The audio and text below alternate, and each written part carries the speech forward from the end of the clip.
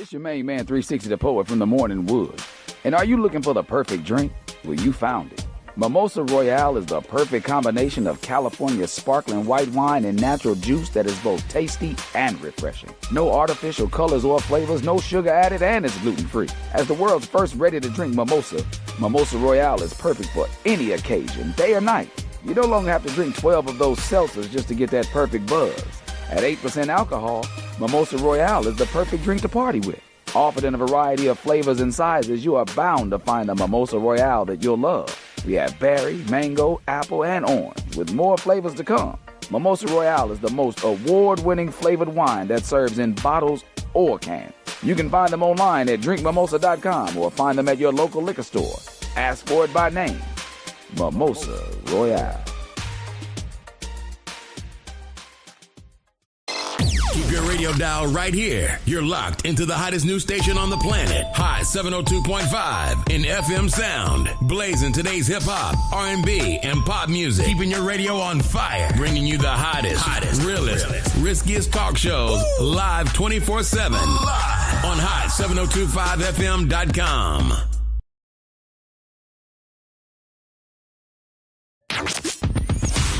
Hi. Hey. What's up? All your favorite artists. Check it out. Say my name. DJ Khaled. This is Mila J. Bruno Mars. On hot7025fm.com. Hey y'all, it's your girl Cheryl Underwood, and you're tuned into the hottest news station on the planet, Hot 702.5. Hey, it's Icarice, and I'm here to tell you about Hotcast for Podcasting. We are a podcasting studio located in Las Vegas, Nevada, in the Hot 702.5 FM studios. You can book online at hot7025fm.com. Just click on Hotcast. You can book and find your times right there. Thank you for booking with Hotcast for Podcasting.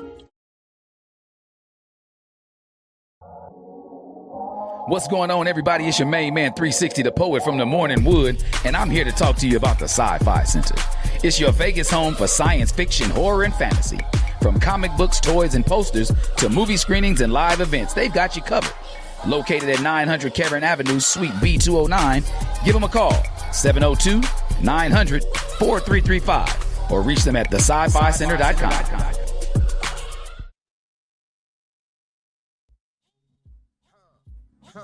Yo, I was guilty as hell, wink tail, so I feel innocent. Take me back to my cell so I can feel inner strength. Push-ups, pull-ups, and dips, I'm real militant. Who would have known I come home and build businesses? Look what I own on my own, I'm still killing shit.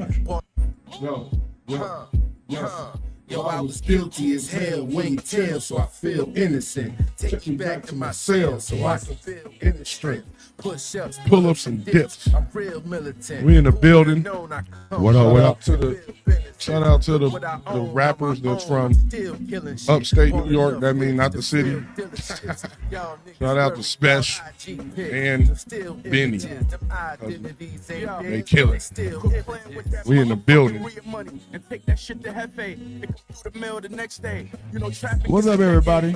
We in the building. Undrafted All-Stars. I'm looking at it. Who everybody listening to? They're listening to an album called Stabbed and Shot 2 by 38 Special and Benny the Butcher. Best album that came out until Clips, and top 5 album that came out this year. Hey. Everybody talking about that Freddie Gibbs album. I listened to it and it was hard, and you know I don't even like Freddie Gibbs. Alchemist killed that. And Freddie rapping on there, but he's just rapping about what I don't believe him. He sound unbelievable when he talk. Something like that. Let's get this thing started. You are tuning into the Undrafted All-Stars Sports Show. I'm your host, I'm Big Shook, a.k.a. Sugar Doshi the Great, a.k.a. Mr. Tell Your Friends About Me with my bro host. Q-Mecca, 2 texts up. You know, Tragic gonna hold you down. We're in the building. We got a special guest, everybody. Special guest in the building. One of the master barbers. Everybody know him. His mom and my mama went to school together. Hey. I met him a long time ago. I was the first person who hair he cut. Well, him and his brother on the toilet seat. My boy, that's why you my start. Friend. I used to bring him with me when I used to go do my thing. He was carrying the ball. You carry the ball, boy. Carl, the instructor, Littles. What up, boy? What's up, bro? What's up, man? What up, man? You remember when I used to have you carry the basketball when I was doing my thing? Yeah, man. I still traumatized of that. Boy, it's good to have you on here. So we were trying to get you on here for a minute, bro. I know, man. I feel honored to be on here with two amazing guys that knowledge on sports, current events, and etc. You know, I know y'all got a wide range of knowledge on everything. So thank you guys for having me. Appreciate that, bro. Thank you for coming, brother. Thank you for coming. Absolutely. Well, tell the people about yourself, a little bit about your background, where you come from. You was the first dude that I knew in Las Vegas that was a Golden State Warriors fan and a Raiders fan. The first. You wasn't on the bandwagon like a lot of these dudes. So give us your backstory, where you come from, what you do, all that. Let us know a little bit. Let the people know about you. I know about you, but let the people know. Well, of course, obviously they know me as Mr. Littles now. My name is Carl Little, obviously. I am the owner of OBS, which is the company that oversees the Original Barber School and the Original Barber Shop, and also the Original Barber clothing brand. And I'm a local. I was raised on the east side of Las Vegas. My family roots is from Oakland, California. My mom is a military brat. She was born in Reims, which is an hour outside of France. So I got a little bit of European in my blood. I just motivate and consult and mentor a lot of young up and coming barbers in the industry. And I'm currently known not as much as a barber, but also as a barber entrepreneur. So that's it right there. Right on. Right. That's part of the reason why we got you on here, brother. We're trying to big up the entrepreneurs in the city that's doing things, connecting with people. You've been doing great. I told you, I'd sit in the corner and cheer for you. I said, that's my boy. That's my friend right there. Yeah, we done came down there a couple, I cheer for you. I support you. I send people your way. Well, I used to when you used to cut hair. Now you know you don't cut hair. You bougie. You bougie now. But I send people to your shop, boy. Hey, my mom the other day was eating, and she, of course, obviously parents, they're always proud of their kids for whatever they're doing. She was like trying to give the waiter a flyer. Say, come talk to my son. I said, Ma, no. Don't tell him I'm gonna cut him. Send him to the location. She said, my son cut hair. I said, I don't know about that, but no, man. Much love, man. Thank you. I wouldn't even be nowhere close to where I'm at if I didn't have the support from my friends and my family that have been rocking with me since day one, because obviously word of mouth is one of the most powerful source of marketing. So all of my friends have highly of me and highly of my service and highly of my professionalism, and you guys telling me that I'm doing well and you love the direction that you're going in and don't you stop has kind of fueled me over the last 20 years, 25 years that I've been in this industry. So, man, I appreciate you, Queen. You're, man, my brother from another. You already know that. Yeah, that's what's up. Let me ask you this, bro. Yeah. You like he said, y'all started on the toilet seat, right? Yeah. When did you get that notion like this is where I'm supposed to be as a barber? When did you get that? It's funny you ask that, because it's kind of like a passion that I didn't know what passion was. It's kind of like a passion that I didn't know that's what that was. When I was younger, I just loved the sound of the. I loved how I made people look and feel after they sat up from the speaker box, the chair, the bathroom, the toilet, whatever the case. I didn't realize that was called passion, right? At a young age. And I didn't know that I'd be infatuated with sitting in the barbershop at a young age with my father and my brother and just watching the other barbers, cut hair and watch the kids walk in and out. And so that right there all fueled and passion. And I said, when I finally, my friends and my family finally was like, man, no, I want him to cut me. This is who cut my hair, and this is this. And I was acknowledged and spoke on about cutting hair. Then I was like, you know what, this is it. This is what I love to do. Obviously we all play sports coming up, in school, and not to be too my own horn, but I was cold, on that what I did on the field. Right. So but once nothing came out of that, I said, what else am I going to do? What else do I enjoy doing? And, it was actually cutting hair. And so, at that time, there wasn't no schools in Las Vegas. So I had to, resource, other avenues for me. What other cities, what other sister states was, had a barber school where I can get licensed and certified. And my roots of Oakland, California, my uncle reached out to me and said, hey, we have a barber school here. I already remembered as a kid going to a barber school in Oakland, California. But when he told me, everything kind of clicked. I was like, oh, that's it right there. Let me go stay with my uncle. Let me go ahead and go to Oakland, California. So that's what, before I go too far, because, I can talk. That's how I became. Go ahead. This is your day. Go ahead. But that's actually when it all clicked for me. Like, you know what? The pieces to the puzzle, here they are. I can stay in Oakland. I can live with my uncle. I can go to barber school, fresh out of high school. I didn't get no scholarships. I didn't get no offers. I wasn't that cold. I was cold, but I wasn't cold. But I feel that. You know what I mean? And so, that's when all the pieces to the puzzle just started added up for me, and I just took it from there. I just ran off from there. What made you want to start a school? Like, I understand being a barber, but I want to teach other people to do the same exact thing.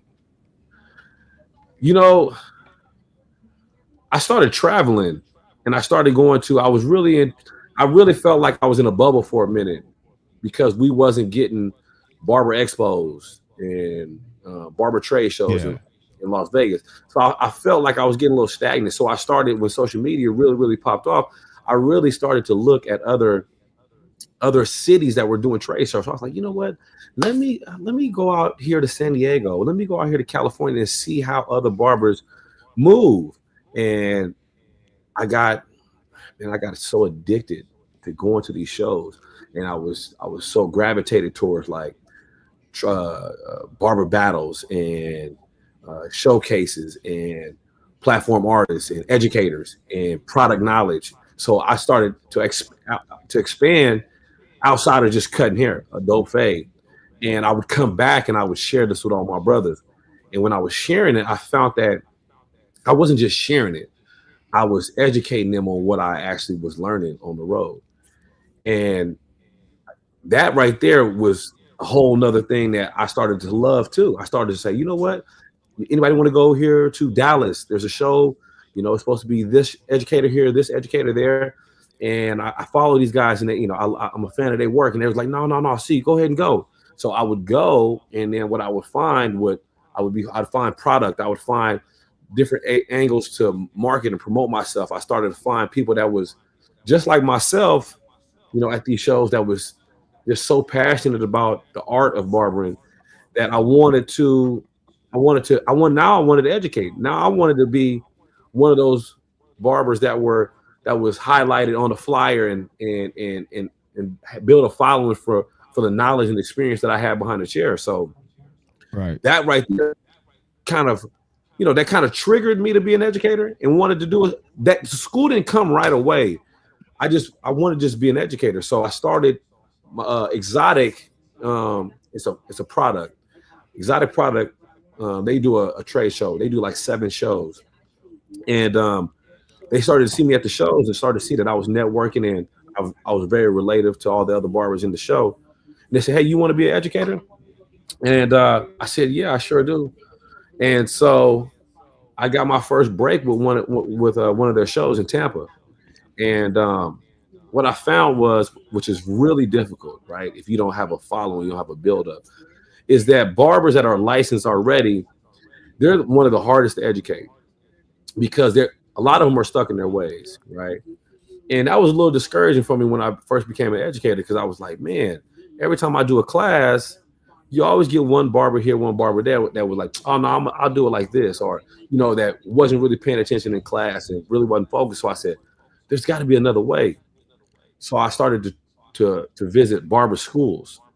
And one thing about barber students that are pursuing the art of barbering, they are extremely they're passionate though. When they're like a sponge. They're like, I'm here, I'm spending my money for school, and I want education. I want education from the time I start to the time I finish.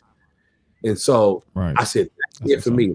More prep is for me, not advanced techniques or advanced knowledge. Or my niche for what I love to do is someone that is fresh, brand new, no habits, no bad habits, and want to know the complete game. And so that's when I said, I want to be in a barber school opposed to doing shows on the road to already licensed barbers. Right on. I remember when you, because, I've been with you from the start since you was working at, was it Studio One? Some nucleus guys over there. With, I remember we talked because I remember you was the manager at Masterpiece, and the way you managed it was like how we would thought barbershops supposed to be. We cussing, we music, foul language. And then I remember the switch when you got your own shop and you was like, hey, because me, I'm gonna come to the barbershop. We used to get it lit when I'm there. We having all kind of conversations. Me. Yeah. So he's like, yo, Quinn, watch the language. There's kids in here, it's adults, it's other older people. And that's when I realized, he thinking like, when you was just managing Marcus shop, you was more like, yo, we doing nigga shit. We niggas. When you became an owner, you was like, okay, I got all kind of different demographics and races of people coming in here. They don't want to hear Wu-Tang or cussing, so we gonna stop the cussing. We gonna make our language better. We gonna put music that's the radio version of music, so we can have a better atmosphere. I remember when you changed from I'm just a barber cutting hair trying to get beats in my car and some Jordans to I want to teach barbers how to be entrepreneurs. I remember that. You remember that? That's what's up. I do. And I remember us having conversations about the switch, like me wanting to do different things in the barbershop to gravitate all demographic, all races and all ages, all ethnicities. I remember us, I say, I want to grow outside of this because I started to see the direction that barber industry was going. And remember when we first started, it was very segregated. It was blacks was going to blacks barbershops, whites were going to white barbershops, Asians on the west side. And Hispanics was going to that. And that's what it was. But it started to make a switch, and I started to see that when I was on the road going to these shows. And I said, you know what? We need our demographic to change as well in order for us to continuously make money and continuously brand awareness for our brand. Because we want all races to come in and get a haircut. Then what happened? Right. Everybody started getting lineups. Everybody started getting fades. And now the Hispanic guy was cutting a black guy. A white guy was cutting an Asian guy. And it started to switch. Now everybody's working in the shop together. And I remember that people were like, oh, man, can this white guy come out here? And I'm like, yes. Can this Asian guy come out? Yes. And we started to see the Tommies, right? We started to see Tommy. Shout out Tommy. Shout out Tommy. Even women, Leem and them. In Lima, right? And so we saw all these different demographic of barbers, started to cut everybody, every texture of hair. So I felt it was necessary at the time, and it still is. And I think, especially the direction the world is going in, we don't have to go too far in, the political way, but the way the world is going. We need more love. We need more love. More love for each other as human beings. I agree. Yeah. And I remember when you specifically said, I don't want to put my barbershop on the west side. I remember you said that. You made it intentional about putting it, because all the barbershops on the west side. All of them. The ones we Hair Unlimited, all the ones we know. It was all on the west side. You was like, I want mine somewhere else. I remember that intention. So I see your intention, and then I remember you brought some people from Masterpiece, and then you had Tommy come through, Leem, and then they was just as dope. Because, you know, remember when you was first at Masterpiece, it was certain people here, we wouldn't go to his chair. Hey, we ain't going to his chair. Yeah. Don't go to Leroy chair. No, I'm cool. But I tell people when I told them about you, I said, yo, they was like, who they was like, who cut your hair? I was like, Carl's my barber, but everybody in the shop cut. Tone, shout out to Tone, Hug, all y'all. Tone, Hug, Lean, Keith, all y'all. I said, everybody in the shop dope. So you can go to anybody. I seen a couple of my OGs over there. They loved it. They was like, oh, Mo, shout out to Mo. What up, Mo? All of them. So I remember the growth of you. I'm just sit back and look at the growth from cutting my hair on the toilet to where you are now, and it's dope, bro. It's just dope. We need to big up more people like you from the city that's doing something positive, that got networking going on. It's dope what you're doing. Could you tell the people about like how you got started, the connection of people that you have? I know behind the scenes, young black entrepreneurs that helped you get your business license, get your commercial real estate, and all those things. Talk about how that networking helps also. So shout out to everyone that came and grew up in the early 90s with Kappa League, Omega Gents, and Sigma Beta Club, because me myself as a being in the Kappa League allowed me to network with a certain amount of individuals that are dear friends. They're like brothers to me. That rest in peace to Bombay. Oh man, R.I.P. to Bombay. Big shouts out to Larry, because they brought up and raised and mentored some young men that are doing some amazing things in the city. Dwayne Murray, you know. We're gonna get him on the show next. Yeah. Yes. Shout out to Dwayne. And those Ennis. Ennis, you know, my business partner Steve, like we did a lot in the city together that helped a little bit all of us, right? Networking, cross marketing, and those things right there, building you're trying to build on just the locals. It's tough if you guys don't have the same common goal, and that's just for everybody to be successful. And so that's one thing that we all had in common, that no matter what we had to do, we was going to help each other to be successful. And my particular story with all of these individuals is that they helped me get my LLC. They helped me understand how the business goes, the operations of business goes outside of like the mechanics of it, like being a technician, right? Being a technician is what I am, right? But at the same time, you have to have, you know, a business IQ, and you have to know where you want how to scale your business. What is the numbers to your business, right? And so they were able to help me with that, because I didn't get no college education. I got as far as I got with a lot of, you know, trials and tribulations. So that helps as well. Experience helps as well. You know, I always talk to Ennis. I tell Ennis, I'm gonna go back to school. He said, for what? I said, I just want to go get things that I can get. He said, you got everything. You know, he said, you got everything. And he said, you got a lot of things from experience, Carl. He's like, I went to school, he said. And so, you know, I hear my friends talk and explain things like that to me, because you know, you never know things that you missed throughout the journey. But, you know, your best lesson, you know, with these things are like life. It's life, right? Life is the best lesson. Your own experience. Yeah, your own experience is the best experience, right? And so Dwayne, Ennis, Steve, those guys helped me catapult my career to where I am now. Of course, obviously, I had to put all my hard work in as far as building the trust that they know that I'm serious about what I'm doing. No one wants to help somebody that don't want to be helped, right? And so when they see they want to help themselves, they want to help themselves, you know. And so when they seen that I was trying to help, and I needed advice, I needed, you know, any type of knowledge that I can get, those guys came through for me. And so being in the Kappa League, building a relationship with these guys, going to school with these guys that are considered my brothers, I couldn't have asked for a better inner circle for the jump start of my career in the business venture and entrepreneur venture, you know. So big shout out to those guys, man. You know, and that's the dopest part that we all need to get. We all need to understand. We go further if we help each other out, build with each other. That's one of the biggest issues in our community. We be stunting on each other, hating on each other. Build with each other. That's why I asked you that question, because it needs to know that you got a lot of young black men that are doing things that are helping out. They're willing to help. They're not just hoarding all the knowledge and the money and they giving it out so we all could grow. That's a dope thing.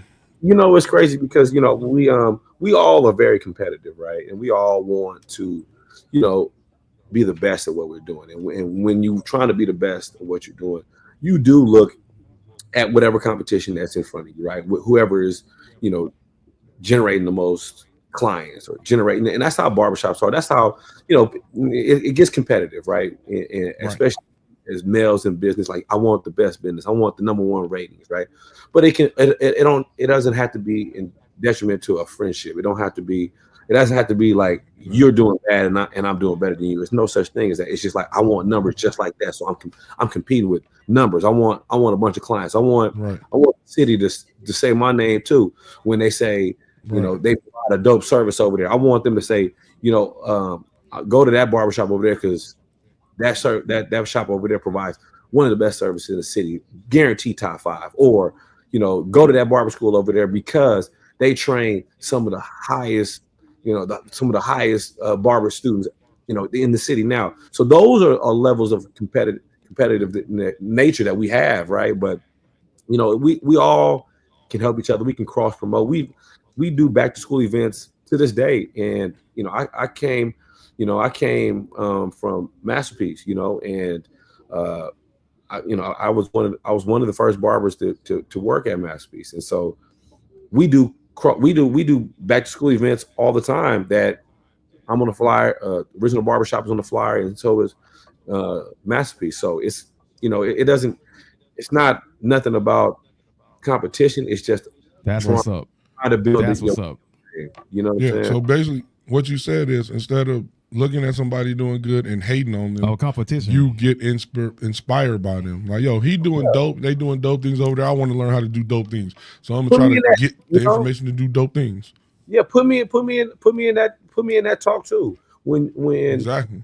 And I'm prideful I'm prideful and I'm passionate about what I do. So when this is all said and done, I want the OBS and Original Barber School and Barbershop to be labeled as one of the top barber brands coming out of the city. And that's not a knock on nobody else. I just want to raise that bar because I want the barber industry to always uphold a cold name. You know, I see what the country brings. I like that. And it's a dope. And what's dope about you is that I've been knowing you since a long time, since you was in like junior high school. You never been a hater. So even you big up people, and then people who don't mess with you, you be just like, okay, I'm gonna go do my thing over here. I don't gotta hate on you to build myself up. Absolutely. That's a dope thing, and we need more of that in the community. So I just want to shout you out for that. So let me ask you this, man, for the people that's out there, because it might be some people that might need some jobs. You know what I'm saying? I need a career path. What does it take to, you know, go through your barber school? Like, walk us through that. So if you do want to pursue the art of barbering, if you want to pursue the art of barbering, you simply get invited to the interest meeting. Put the request. Hold on, real quick, because we have I just want to bring him in real quick because you guys all know him. He just snuck in here on us. I got young Keith, manager of what's up of the Original Barbershop. What up, Blake? What we doing? We doing an interview. Okay. You photobombing the interview, looking light skinned in behind Carl. Looking like a son. Don't go. Hey, we ain't got to the football talk yet. We still on this professional. Carl over here giving this professional voice. I'm ready. Is that a Cowboy? We got you. Oh, man. Yeah, it's two Cowgirl fans in the studio. I'm in the studio with two Cowgirl fans. Hey, listen, I'm the only real one in here. Hey, I love what y'all doing, man. Pool under his seat. Hey, y'all, I love what y'all doing. Y'all keep doing your thing, man. Thank you, bro. Appreciate you. Yes, sir. Go Packers. Well, I couldn't finish. I couldn't get started without making sure we shout out Keith. You know, but shout out to Keith. So in order to enroll into barber school, if you was interested in art of barbering, we have interest meetings once a month. I would highly advise anybody to get the information on barber school. Put the information out right now. What they got to do? Well, as far as like what you not just necessarily that. That is the easy portion of the program, or the easy information. I'm talking about the curriculum, how our roadmap is to success, right? That's what I like to introduce to anybody that's interested, because a lot of people think it's just cutting hair, and barbering starts in the classroom. And so that's why when you come to our interest meets, we give you a breakdown of our curriculum. We give you a breakdown of our kit. We give you a breakdown of networking, state board laws. And so once you get that information, you start to see that it's not just a hustle. It's actually a career, right? And we actually educate at a high level. So once you get that information, now we go through the process of putting your application fee. There's non-refundable applications. Okay. You see what I'm saying? Okay, I see what you're saying. So you're giving them, before we take your money and do this, we're going to give you what our plan is, what our goal is for your vision, where you're going to go, and then you can decide from there. That makes sense. That's a great idea. It's a great idea. Right. So the misconception with a lot of people that ask me about barber school, right? A lot of people, this is anybody, because it doesn't really get spoke about, right? Is that we train you to pass the Nevada State Barber exam, right? And the state of Nevada only want to see a gentleman's haircut, and that's one of those old school gentleman haircuts that you do with techniques, right? It's not a burst fade. It's not a design. It's not even a lineup in the front, right? It's not that. They want to make sure that you can do basic techniques, right, without any guards. They want to make sure that you can do a shampoo, practice and patient protection. They want to make sure that you can do a 14-step shave where you can shave all areas of the face. And if you do cut somebody, you can do a blood spill procedure. They want to make sure that you can style using a blow dryer, not putting heat directly on the scalp. So that's, when you get I want you guys to kind of be a little bit compassionate to barbers that are just starting off. If you see them in the shop and they're just now getting their career started, because 9.5 months is a small window for you to learn and perfect a ball fade, a taper, right? Different, especially on different textures of hair. So they're still apprentice, right? They still have a process to go through, right? And if you're support, if you're going to give them constructive criticism, figure that person out so you don't discourage them, right? And so these are the things that, like, I would talk to anybody about if they said, you know what, I want to be a barber. Okay, if you want to be a barber, come on in. Let me talk to you about what this entails, right? We have 21 chapters in our textbook, and it's the history of barbering, the basics of anatomy, basics of chemistry, basics of electricity, like disorders and diseases of the hair and scalp. So we're talking a wide range of information that people are like, man, why does people don't know how to cut my hair? Right. And that makes sense. Right. They need more reps, right? They need confidence. They need, and I get it. If you get in a chair and you assume that this person is a master barber, you might look and they might be an apprentice. They just, by law, they can be in a shop. So now you have to do your due diligence and say, okay, do I want this apprentice to cut my hair? Do I know this apprentice? Do I have sympathy for an apprentice? Do I understand what I'm getting myself into? Opposed to, man, this will cut my hair. Let me leave him a bad review. Or, man, I ain't going back to that shop because that fool over there, he brought my beard way down here. Don't get me wrong. I'm all for the consumer because that's what makes us go. But I am for the barber, though. Don't get it twisted, right? Yeah, and it makes sense because we as black people got to understand that when black people got something, we got to give it grace and understanding. Now, I believe in talking to the manager person. If I go somewhere and the service is bad or the food, I'm not going to blast them on social media. I'm going to go talk to the manager. Hey, I come here to support you. This is going on. I think you should fix it because we're trying to get you more business. I don't want nothing free. I don't want nothing free, but I'm going to come to you to help you. But that's one thing that we got to do better as a people. But I got a question to ask you about the new barber licensing terms and links. What are your thoughts about the proposed changes to the barber license and terms and links? What do you think about that? What? Well, they're not going to change it just yet. As far as the apprenticeships and allowing apprenticeships to be in the shops, is that the bill you're talking about? Yeah. Yeah. So that bill is not going to go through. I know they'll be back. They'll be back to try to push that bill through. But the thing is, that's coming from shop, maybe potentially. I'm not going to put everybody in that box, But I believe that's coming from a lot of barbershop owners that lack barbers, right? I lack barbers from time to time. Right. I can see that. Right. So they're saying, okay, I know this individual wants to cut hair. I know this individual cut hair. I want them to come in my shop and let me train them to take the exam. Right. And the thing is with that, we've all been in the shop. Now, is it possible? Maybe, potentially, certain shop owners or certain experienced barbers can train somebody, right? But you have to learn their learning style, which there's linguistic, right? There's so many different learning styles, right? So you got to learn the learning style. Now, where do you find the time while you're booked and busy to train this individual that's here as an apprentice, right? And so do I open the door for 1, 2, maybe 3 potential experienced barbers that can train somebody, prepare them for the Nevada State Barber exam?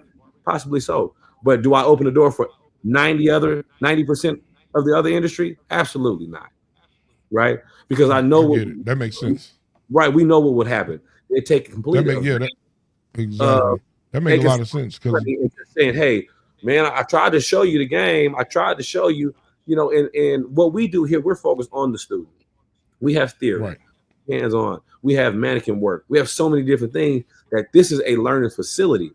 We need to focus on learning facilities opposed to apprenticeship programs, right?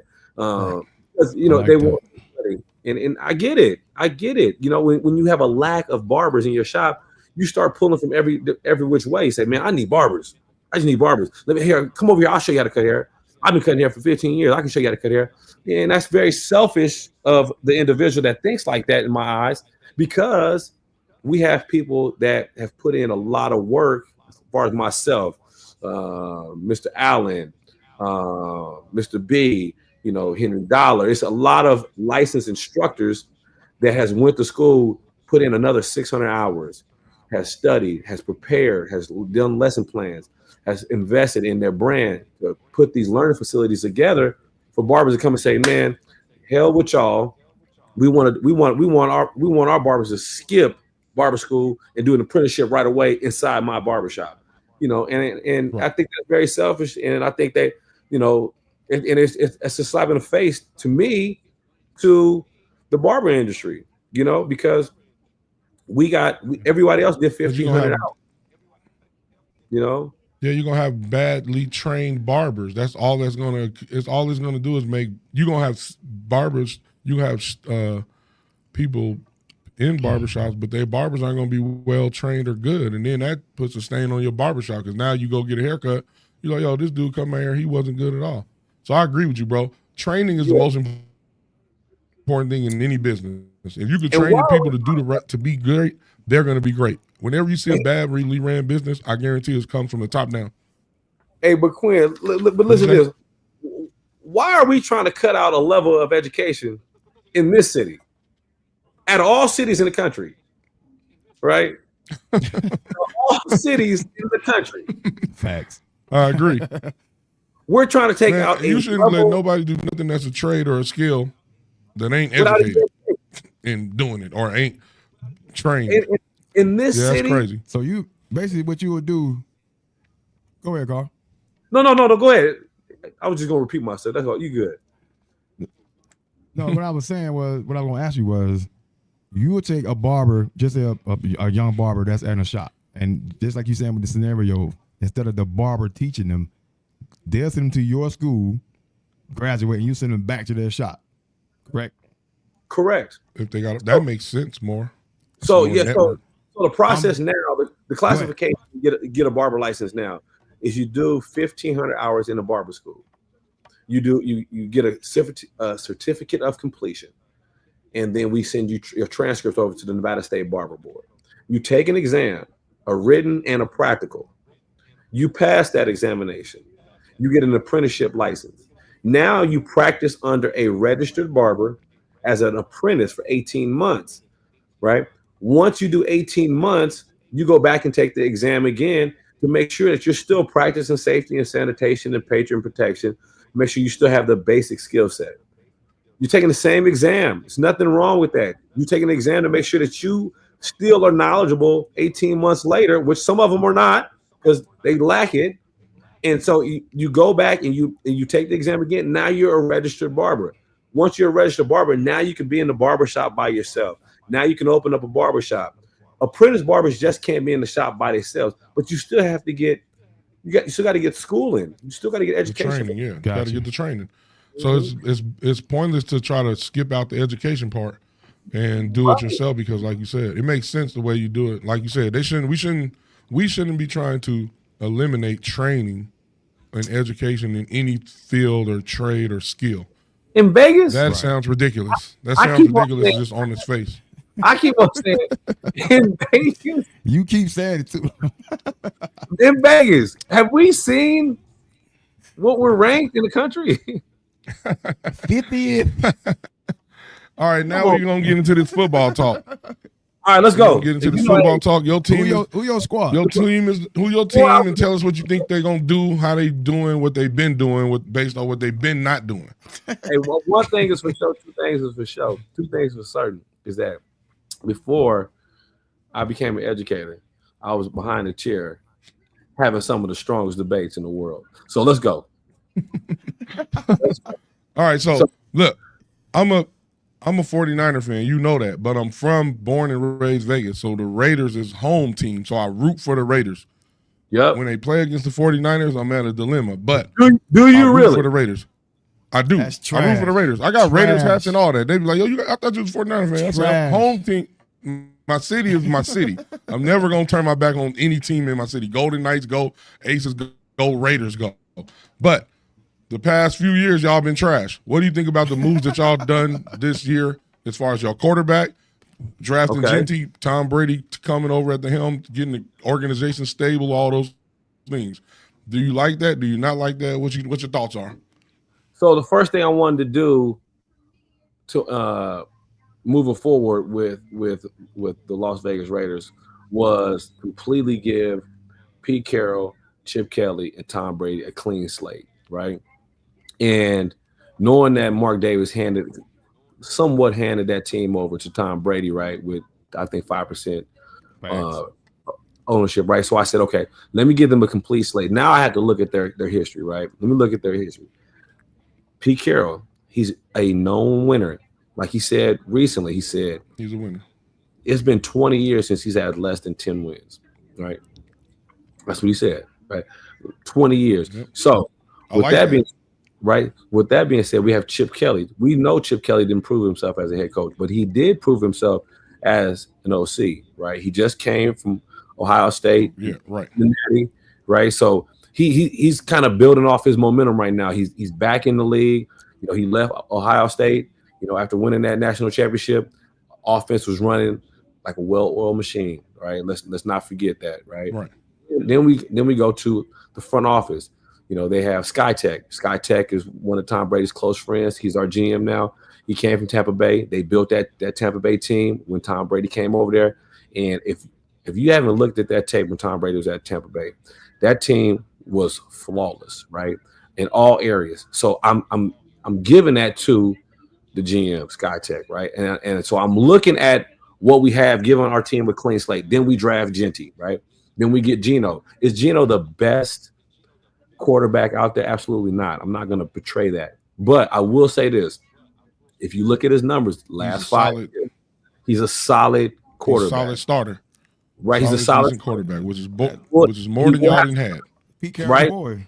Yeah, he will have some turnovers. We've seen him. He'll have some but he's crazy accurate, though. He's accurate as crazy. And he plays well off the play action. So my thought process automatically is we have a run game allegedly now with Genty, right? The boy still got to play, right? So allegedly we say, okay, this is one dynamic that I'm looking at. He said, okay, we run this ball. Geno Smith is amazing on the play action. That opens the door for who else? Brock Bowers, right? Yeah, he's a beast too. He's a Brock beast. Bowers is the truth. And so when we look at these things, we look, okay, we have Brock Bowers, we have Genty, right? And we have Trey Tuck. We have a lot of pieces, right? That hopefully, right? Oh, and I love what's the boy from Miami? We just the running back. Adams? No. What's his name, Adams? No, running back. The running back. They just picked up a running back. What's the boy name? My supervisor, Raiders fan, he texted me. Yes. What's the boy name? I can't. It's drawing a blank in my head right now. But he was injured last year. But he's going to be assisting. Oh, you talking about for the 49ers? You talking about start with an M? Yes. Damn. Yes. I can't remember his name. I know exactly what you're talking about. He played for the 49ers. Yeah, he's fast too. Yes, he's fast. And so hopefully we have that 1-2 punch, right? Hopefully we had that 1-2 punch to where Moser. Yep. Yes, Moser. There we go. Moser. That's that. So hopefully we can compete, right? We have Max Crosby, right? We picked up a couple of different players. We picked up Chin, right? We picked up some DBs. So hopefully, right? You know, we can put some wins together to compete in the AFC West. I mean, one thing for sure is that we have a coach. So the head y'all got a coach and a quarterback. How many wins though? How many wins you think y'all had 4 last year? How many wins? How many you think this year? If you look at our schedule, all right, here I'm want to hear it. You want to see our schedule? I know it because I'm going to a couple games. I see you at that Cowboy game. So if we go off of our schedule, right? All right. If we go off our schedule, we got the Patriots, right? We only got 5 minutes, so speed it up. All right, we got the Patriots. That's just real. No, you good. We got the Patriots potential win. We got the Chargers. We can win or lose on that one. We got the Commanders. We can win or lose on that one. We got the Bears. We can pull that off. We got the Colts. We can pull that off. We got the Titans. We can pull that off. They got a rookie at home. We got the Chiefs. We're known to beating the Chiefs. Y'all play them tough every time. We play them tough. Y'all play them tough every time. At least one. We got Denver. We got the Cowboys. Yikes. We got the Browns. Beat that ass. Come on now. We got the Eagles. That could be a loss. We got Houston. That could be a loss. But then we got the Giants, and then we got Kansas City again. That's a potential easy. 8 wins to 10 wins, easy. I ain't mad at that. I got y'all 7 to 9. So we saying the same thing. I'm saying 7 to 9. And if you get a couple go your way, because y'all could beat the Chiefs at home or y'all could 1-1 them, and y'all could split with the Chargers too. And then y'all looking, like you said, y'all got the last place schedule, so y'all got an easier schedule. So you could get about 10. You get about 10 wins. Take both of San Diego, but LA. I don't know. Y'all play each other tough, because Denver y'all all play each other tough. So it could be. I'm like, man, I'm a little concerned with that running game. They got a strong running game. You know, Jim Harbaugh. And they picked up a couple of our Harbaugh likes to run, and wasn't they quarterback got to get it. But y'all got the best coaching. But I tell you what, in y'all division too.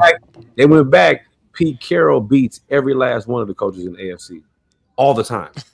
Really? He was beating the 49ers when he was in Seattle. He was beating, that was Jim Harbaugh. He was beating Jim Harbaugh when he was at USC and Jim Harbaugh was at Stanford. Right? Right. I mean, they got history. Sean Payton. And then got him in LA. And they got so I think y'all overall you like the direction that y'all going, and I do too. I ain't gonna lie to you. I like when you get a winner in there. You can see the stability just come right there. There wasn't no stability the last few years. Just coaches, y'all hiring coaches, firing interims, that getting you to the playoffs. There's a lot of shit going on. Max. Now y'all look like, okay, Tom Brady got this, like, we finna have stability here. I like looks good for y'all. I'm happy. Shit, I want y'all to be good. I root for y'all, like I said. I'm this home team.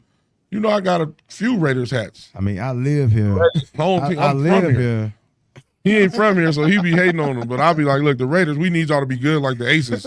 Aces, y'all need to do better. Golden Knights, y'all got whooped, but it's y'all good. But I'm happy for you. I'm like, yo, my boy, you the first, like I told you, you the only nigga that had the Golden State hat that was in Las Vegas. There's a lot of Golden State people in Golden State, maybe, but you was out here like, I'm a Golden State fan when they was trash. Or when they was good, or when they was supposed to be good, but they wasn't as good as they were supposed to be.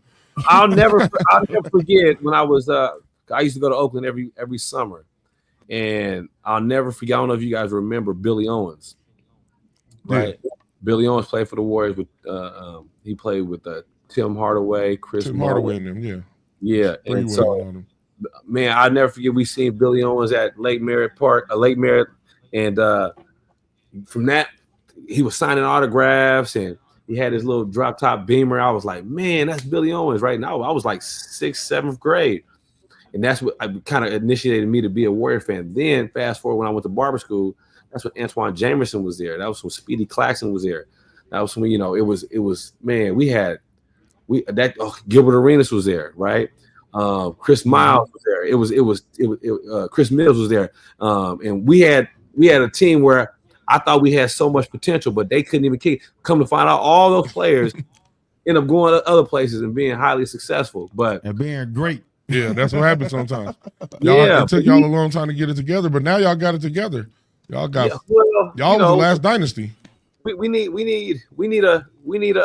big man right now. I know we. Oh, for sure. Y'all need a big man. I don't know if y'all can get one. I know if y'all got Giannis, it'd be great. We should have got 8. That'd be great. So we'll see. Hey, it was good. It was a good talk, bro. We're gonna have to do this again. Man, whenever. Because we got more to talk about. I like your football. I like your sports knowledge, man. We got to get you back on here during the season. Hey, Carl, tell them about the debates we used to have at the shop, boy. Me, you, Keith, Kev, everybody, Tone, Hud. I come in there and get it lit. Matter of fact, man, I want to come down there and do one at the barber school. We want to do a live show with you at the barber school. We're gonna get. We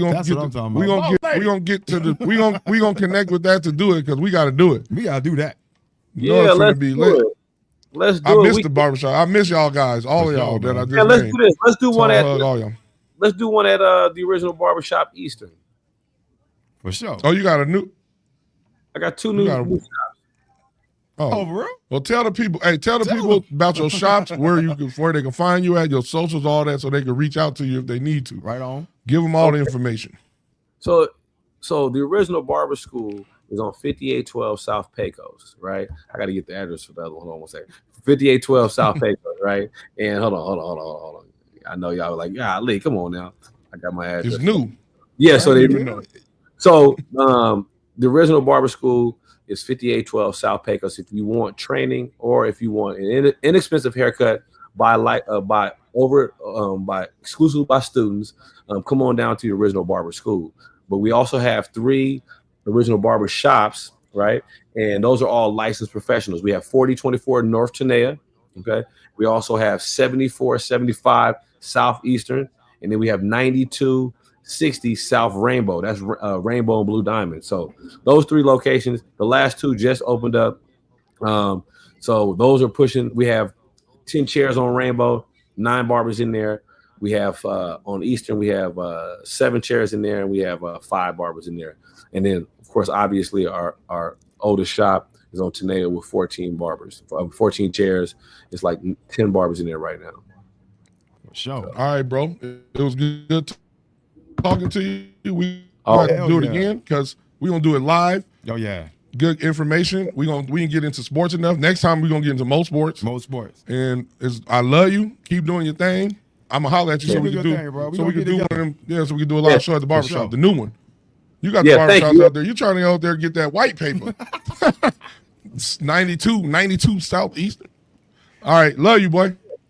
Love you too, bro. I appreciate that. Radio dial right here. You're locked into the hottest news station on the planet. Hot 702.5 in FM sound. Blazing today's hip hop, R&B, and pop music. Keeping your radio on fire. Bringing you the hottest, realest, riskiest talk shows live 24/7 on hot702.5fm.com.